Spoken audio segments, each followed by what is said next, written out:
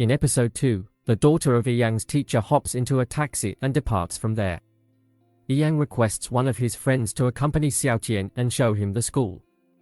The next morning, Xiaotian visits Yingguo's room in the hotel and informs her that Yang's friend called him and insisted on giving him a tour of the school. Therefore, I went there. Yingguo inquires, "Did you thank him?" Xiaotian confirms that he treated him to dinner. Xiaotian gives her breakfast and leaves. As she brushes her teeth, thoughts of Yang occupy her mind. She decides to message Yang and express her gratitude for taking his brother to visit the school. Yang responds with a coffee emoji, leaving her pondering its significance. A week later, Xiaotian and Yingguo are in Hell City. Xiaotian tells Yingguo that he feels lonely because she has been training for a week. Yingguo warns Xiaotian that if he continues to bother her, she will inform his brother about his behavior. Xiaotian pleads with Yingguo not to tell his brother. Yingguo agrees to accompany Xiaotian in the afternoon and then meet her friend Su Wei in the evening. Xiaotian points out a restaurant to Yingguo, who finds it familiar and asks if it is near the Red Fish Bar where they met Yang. Xiaotian confirms that it is indeed near the Red Fish Bar. Upon arriving at the restaurant, Yingguo comments on the crowdedness and expresses doubt about finding available seats. Xiaotian reassures Yingguo by mentioning that Yang has made a reservation. Surprised, Yingguo questions Xiaotian about Yang's reservation, to which Xiaotian reveals that Yang specifically instructed him not to inform Yingguo. Once inside the restaurant, they spot Yang and join him at his table.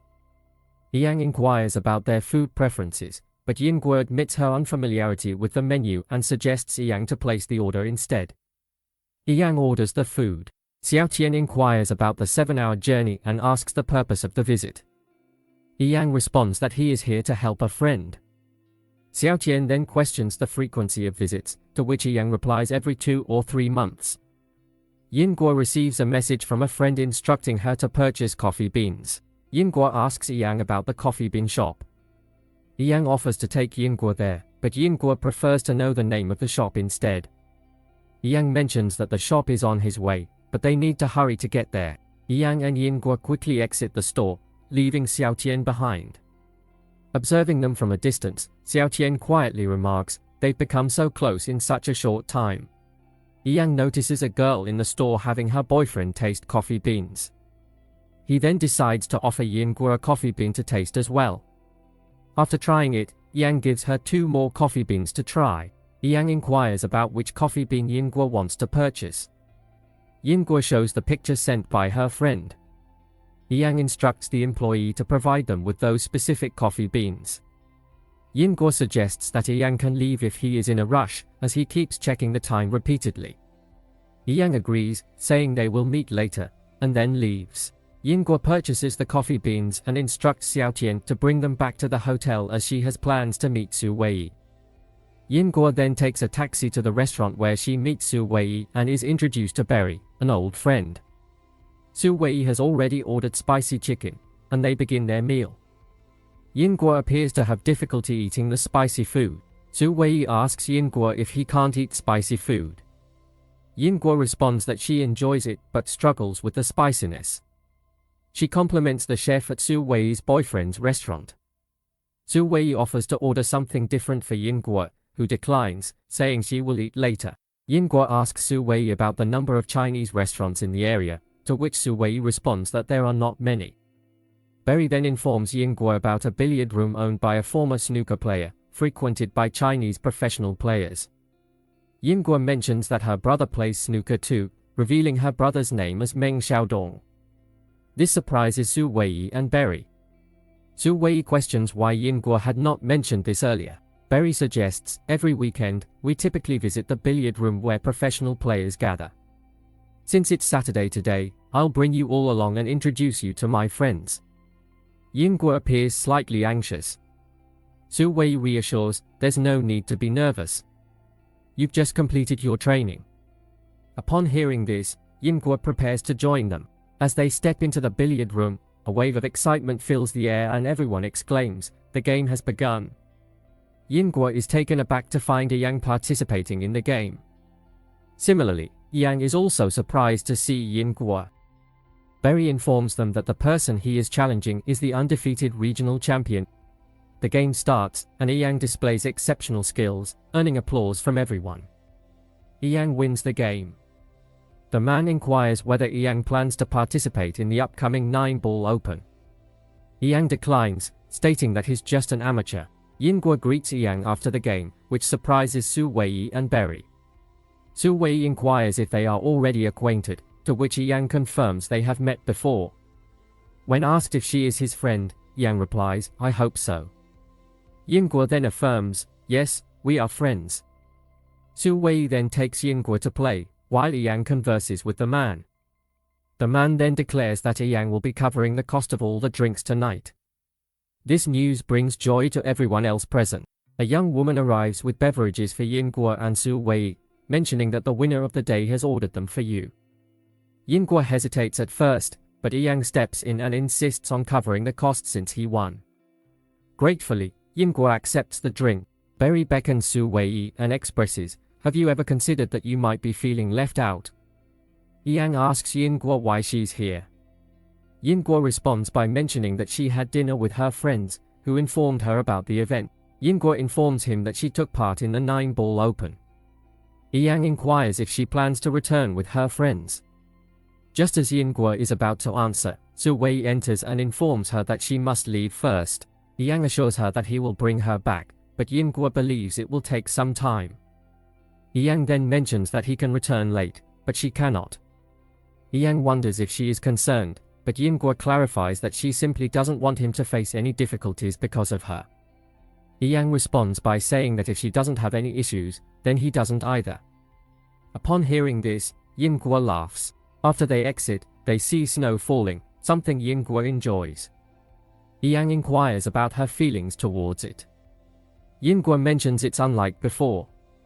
She decides to hail a taxi. Yang questions her about her taxi habits.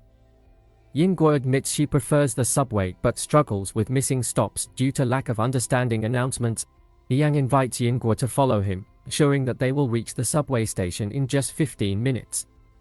While waiting at the signal, Yinguo mentions that Yang also enjoys playing snooker, that's why he goes there. Yang explains that it was his first time going there. Upon hearing this, Yinguo falls silent, prompting Yang to share that his classmate had lost a game last month and asked him to win it back. Yinguo remarks that the classmate must be a close friend for Yang to go to such lengths to help.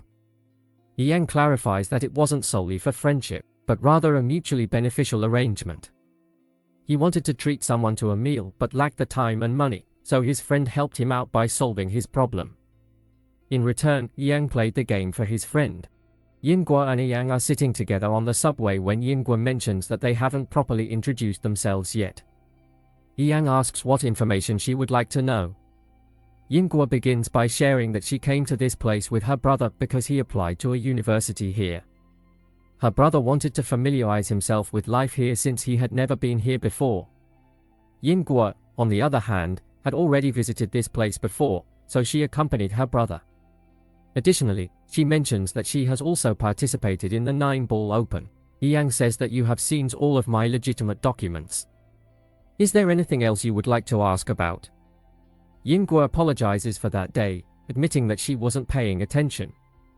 She clarifies that she didn't see anything, but she does recall that he is 27 years old, which makes him 6 years older than her. Yang shares, after finishing my undergraduate degree in China, I spent 2 years working, but I found it to be unfulfilling. That's why I decided to come here and pursue my studies in communication. I will be graduating this year. Normally, I reside in Helsinki, which is another city, and I visit here occasionally. If you have any further questions, feel free to ask. Yinguo says that's all. Yinguo thinks to herself that the situation feels extremely uncomfortable, as if she is meeting someone for the first time on a blind date. She messages Xiaotian, asking him to buy a pizza for her because by the time she arrives, all the shops will be closed.